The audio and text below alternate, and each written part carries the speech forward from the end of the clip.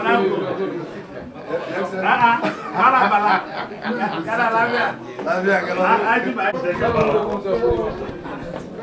want to give anybody a chance to criticize you or criticize me. Yes, I should. And their capacities. I believe that it's unfair to have less than maybe 3-4% of a population that is over 50 or about 50% of the entire population participating in government or governance. So how do you go about this? I think affirmative action is one. They tried it in the House. It didn't work because maybe they didn't get the setting right when they said you should have 111 seats in the House kept for women even before the election started. And I think how many in the Senate? About 20 or so in the Senate before the election started, just to keep it for women. And I think that's not the solution. The solution is get women right from the grassroots. Right from the grassroots. The emphasis has always been on women who are in Abuja, who are in Lagos, who are in Port Harcourt. So I once had discussion with the First Lady on this when the bills, all the 5 bills failed. And I told her, I said the strategy was wrong. You don't neglect the real women, who are involved in party activities at the state level, at the local government level, and come here and say you want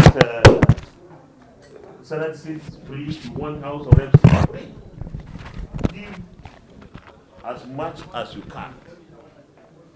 Education, I believe in that. It's a long term. Some of the things you have to do short term. Short term will be appointment. Medium term will be education. And of course, the long term will still be education. That women are able to get into the system because you have to be educated to get into the system properly. So I want women to serve in my government. And I want women that will perform. In fact, I'm a stickler for excellence. I don't believe in this sentiment that somebody is my praise, even if he can't do the job I should give him. No, I don't believe that.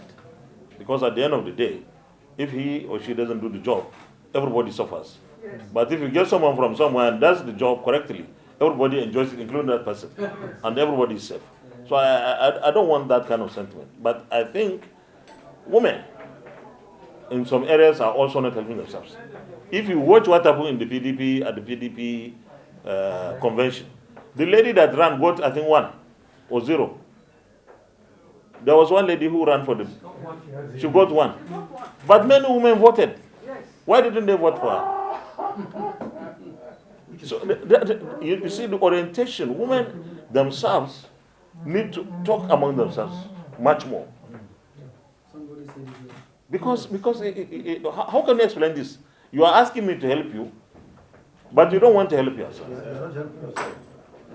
But I believe in women and youth. I believe in them. In fact, youth will dominate. Even though I used to tell them, you don't take over by force.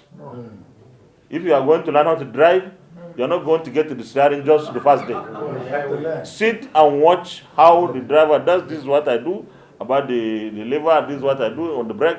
And then at one point you say, okay, hold it now yourself.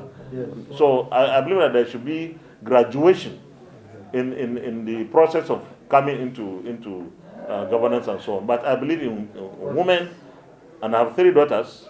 I have 11 kids, 8 boys and 3 daughters. And all my girls, all of them, are in school. In fact, reading what will be helpful to humanity. Medicine, pharmacology, and the other one, he says she likes kids, so her medicine is pediatrics. So I believe I should give them the opportunity to be whatever they want to be, and then help themselves and help humanity. Yes, so I believe in women.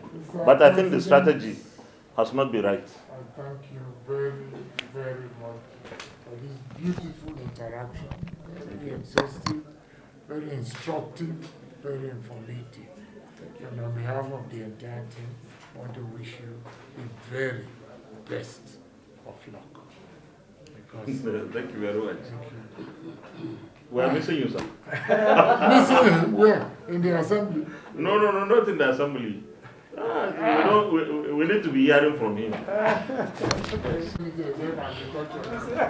his next weak point is interest rates. Yes, You need to solve those problems. everybody in the country now. Okay, the photo.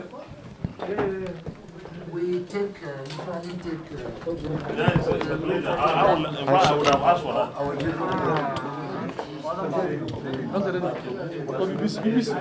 After the picture. Over here. Okay, that's what it's done. After picture. Are you a commissioner?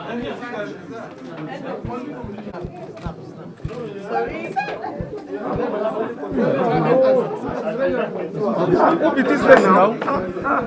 answer this.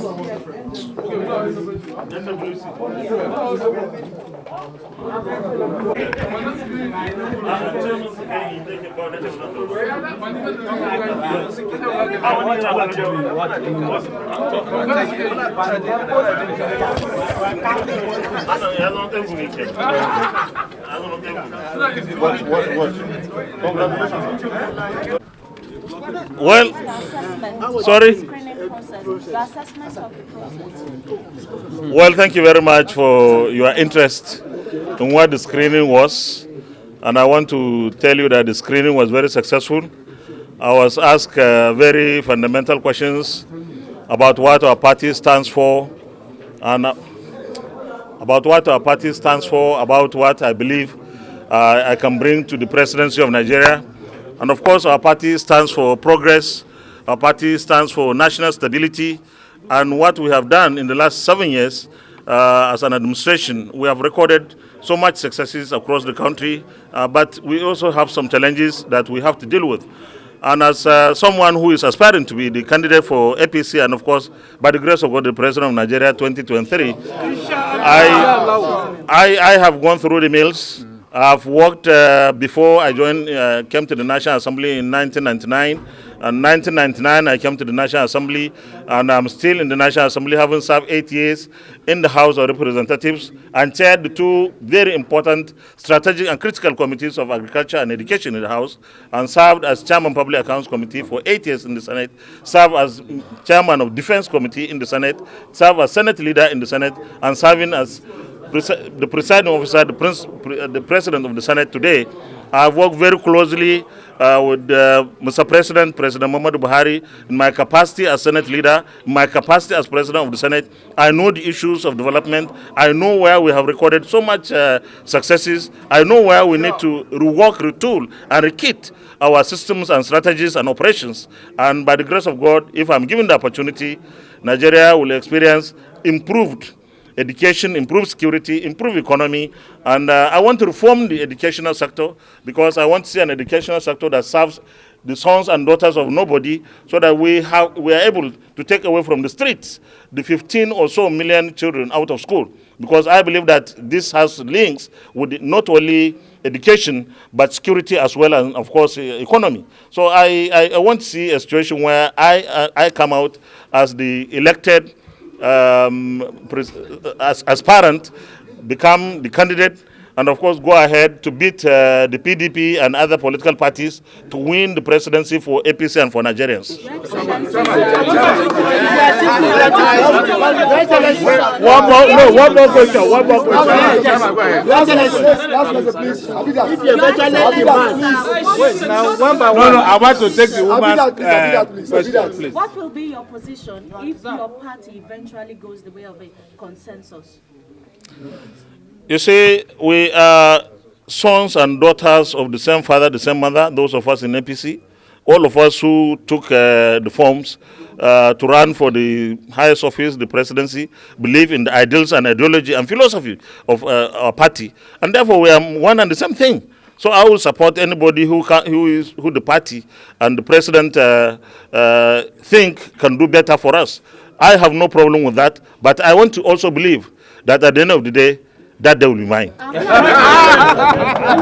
What does? What